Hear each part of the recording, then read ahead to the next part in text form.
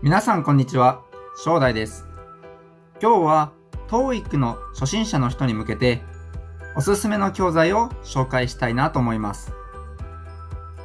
やはり TOEIC の初めの頃って何からやっていいのか私自身も全然わかりませんでした。ですので何か参考になればいいなと思って動画を撮らせてもらいます。まず私が TOEIC を始めようとして一番最初に本屋さんで買ったのがこれ。TOEIC テストターゲット英単語ターゲット1500というやつですね。ターゲットといえばやはり犬の絵が描いてあるやつですよね。ターゲット1900とかターゲット1400、なんとなく高校生の教材のような気がするんですけれども、実はこうやって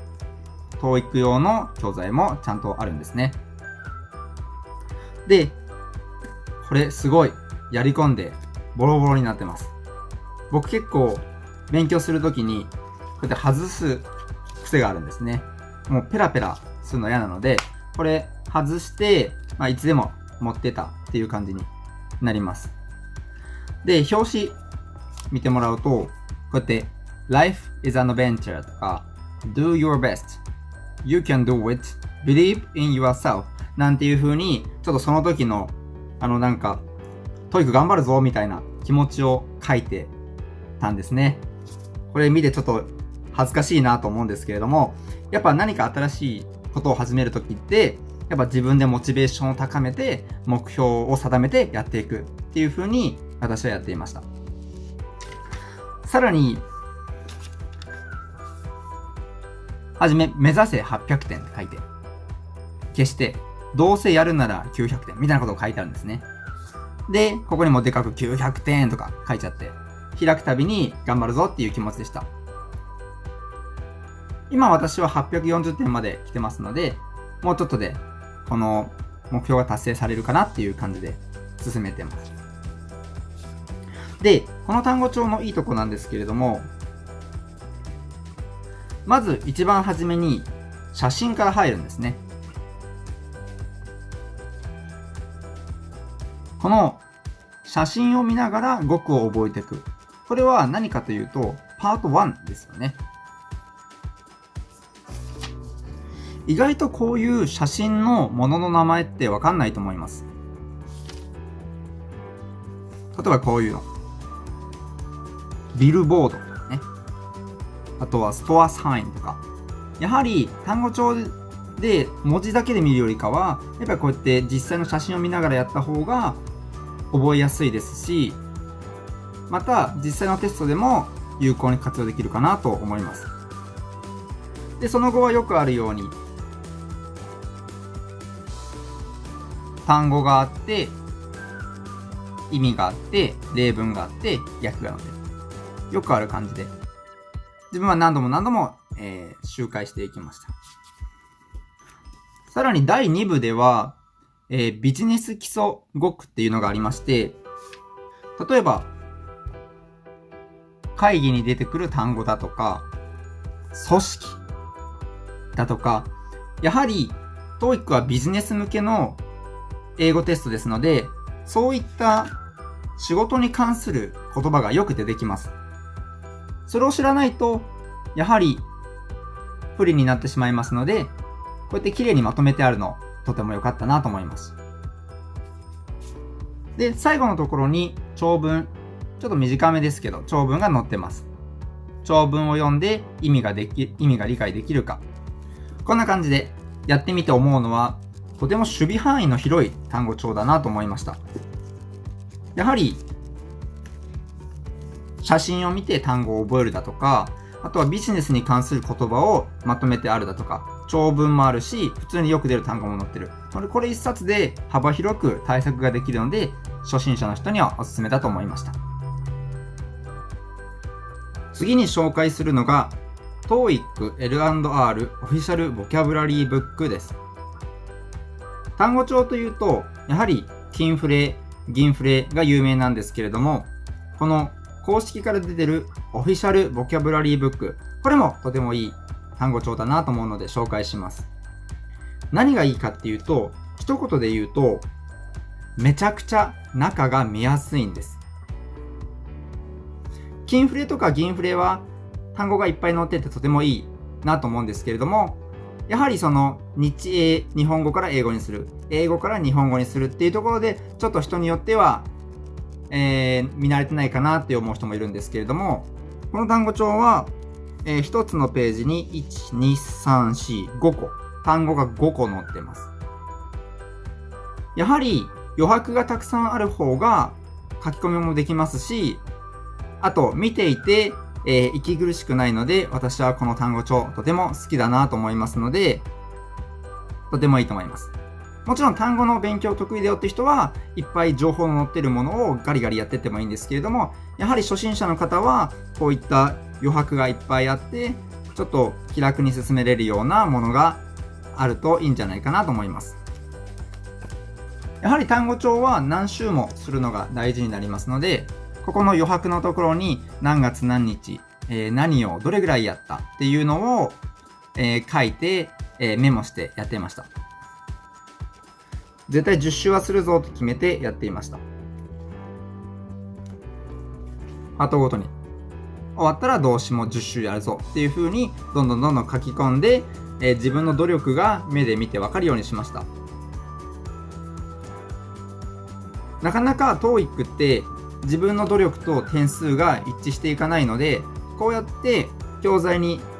点数はどうであれ、こんだけ自分が努力したんだぞっていうのを残していくと、また振り返った時にいいかなと思います。はい、次に紹介したいのが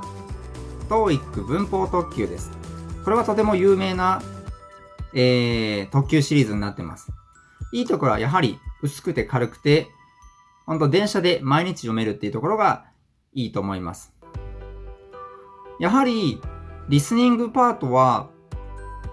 時間が設定されるので、時間に合わせてどんどんやっていけばいいんですけれども、リーディングパート75分は自分でタイムマネジメントをしながら、問題を解いていかなければならないので、やはり時間の使い方がポイントになってきます。その中でもパート5の文法問題はやはり人によってスピードに差が出てくるところだと思います。上級者の方になると、1秒、10秒とかで解けるなんていうことになってきますけれども、やはり初心者のうちから1問10秒で解くぞっていうよりかは、リズムよく解くということを意識してやってほしいなと思います。1問に1分ぐらいうーんってなんじゃうんじゃなくて、30秒ぐらいでリズムよくトントントンと、乗り越えていけるようにしていくといいかなと思います。こちらは典型的なパート5の問題で、問題があって穴抜きがあってという感じで、次のページに解説が載っているという風になっています。とても分かりやすくてシンプル、そしてこのすごい少ない量で、全体を網羅できるっていうところが文法特急のいいところだと思います。これも繰り返しやっていくうちに、これは名詞が入るな、形容詞が入るなとか、ここは副詞が入るよね、関係代名詞だよねっていう風に問題を見た瞬間に、よくわかるようになります。その上で問題を解いていって、間違えたところは復習していく。何週もやるうちに文法自体はとても広い範囲なんですけれども、文法の中の TOEIC で出るやつに集中してやることができるので、ピンポイントで狙っていけるかなと思います。特急シリーズ、もう一冊紹介させてください。これは読解特急といって、パート7長文問題の練習ができるようになっています。問題が載っていて、選択肢があって、解説があって、で、単語チェックとてもシンプルな作りになってていいと思います。で、同じようにとても小さいので、電車の中でやることができます。また、電車の中でやると、自分の降りる駅だとか、乗り換えの駅に向かっていくことによって、ちょっとプレッシャーがかかるんですね。そうすると、読むスピード、特に長文の読むスピードが、レベルアップするなっていう風に感じています。やはりプレッシャーがあった方がちょっと自分が一歩レベルアップできるようになるかなと思ってますので、これでもどんどん何週もやってもらえたらなと思います。またやっていく中で、こういうことが聞かれるんだとか、こういうとこちゃんと見なきゃいけないんだっていうのが、傾向がつかめてくるので、この一冊ぜひやってみてください。最後に紹介したいのが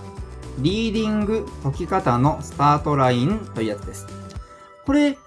他の YouTuber の方はあまり紹介されてなかったので、チャンスと思って、この教材持ってきました。で、あまり有名な教材ではないと思うんですけれども、これ隠れた名著だと私が思います。まずその薄さですね。やはり初心者の方、分厚いテキストは挫折するもとですので、この薄いテキストやるといいと思います。確か自分が買った時はこれ2日で終わりました。金曜日の夜に買いに行って、土曜日、日曜日でガーッと全部やって。で、その後、平日の電車でこれを復習して、で、また土日に再チェックということで、あっという間に、リーディングのところを全部復習することができると思います。中身なんですけれども、こうやって文法事項等の基礎知識があって、覚えるべきとこがまとまってます。で、最後にナビクイズということで問題が載ってます。このまとめのページも可愛らしくて、めちゃめちゃ見やすいんですよね。サクサク進みます。そして何がいいかっていうと、このナビクイズが僕はめちゃくちゃいいなと思いました。やはり初心者の場合は、問題をどうやって解いたらいいのかっていうのがわからないと思います。例えば、このナビクイズの場合だと、まず1番選択肢を見て、2番、括弧の後ろが動詞になってるから、括弧の部分には名詞が入るよね。名詞の単語はこうだよね。というふうに順を追って頭の中をチェックすることができます。やはり問題を解くプロセスっていうのを自分の中でしっかりと作ることによって、その問題と向き合うことができます。いくら問題を解いて、間違えちゃった。こうだったんだ。で、やっていても全然レベルアップしませんので、その問題に至るプロセスを、このナビクイズっていうのを使って、どんどん進めていくと、こうやって解けばいいんだっていうのが見えてくると思います。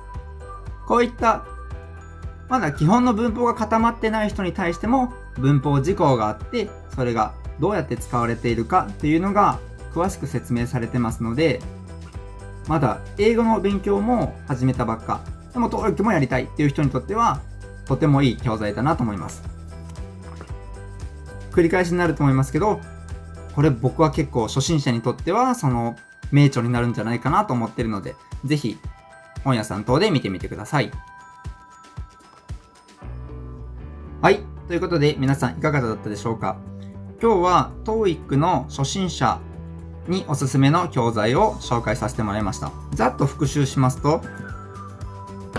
幅広い範囲、守備範囲の広い教材、これですね。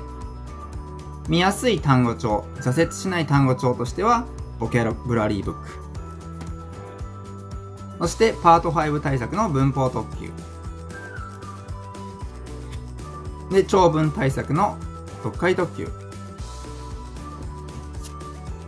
そしてリーディングの解き方を確認するスタートライン、これらがおすすめとなっています。共通する点としましては、やはり問題のたくさん載ってるものだとか、情報量の多いものっていうのは、やはり初心者の人は挫折する元となりますので、コンパクトにまとまっている教材を、利用してやっていただけたらいいかなと思います。では本日の動画はこれまでとなります。もし動画がよろしければ登録もお願いします。